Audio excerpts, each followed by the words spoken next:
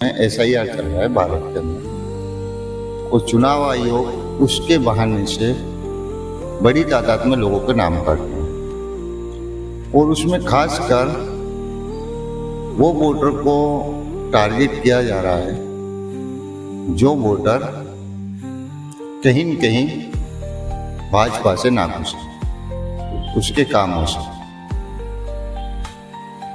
और उसमें भी खासकर एक विशेष धर्म को टारगेट किया जाए।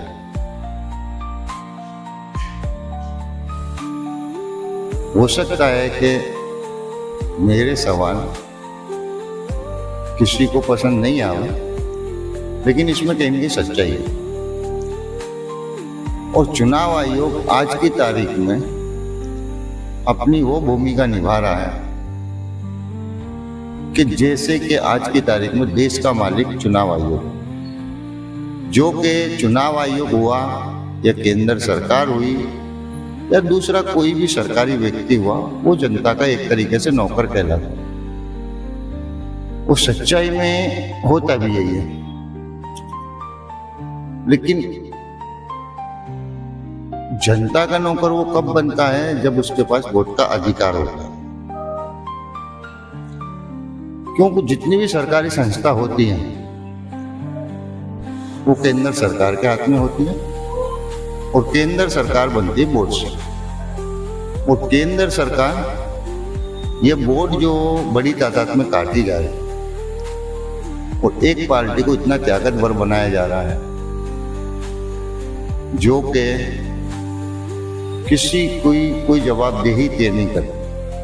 कोई सवाल पूछता है उसको जेल भेज देती है।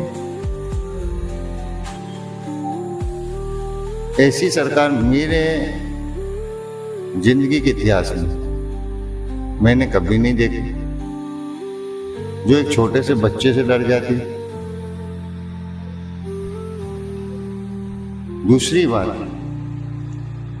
इसमें सरकार का साथ चुनाव आयोग जो दे रहा है और एक हमारे देश की मीडिया जिस तरीके से अपनी भूमिका निभा रही है,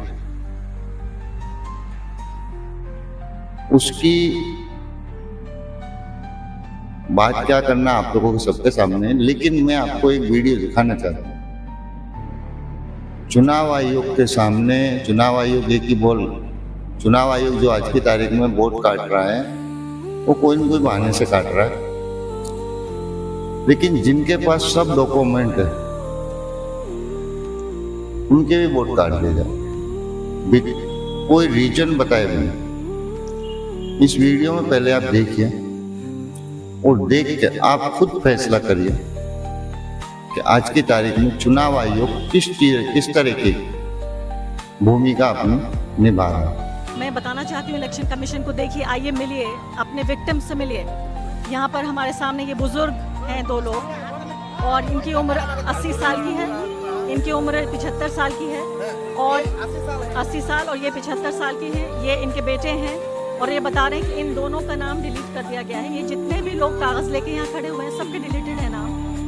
और इसके बाद ये हमारे सामने डॉक्यूमेंट ये लेकर आए हैं जो 1945 का, आप सोचिए आज़ादी से पहले की लैंड डीड है इनके पास, ये ज़मीन के कागजात हैं। इसको भी कबूल करने से इलेक्शन कमीशन ने इनकार कर दिया है।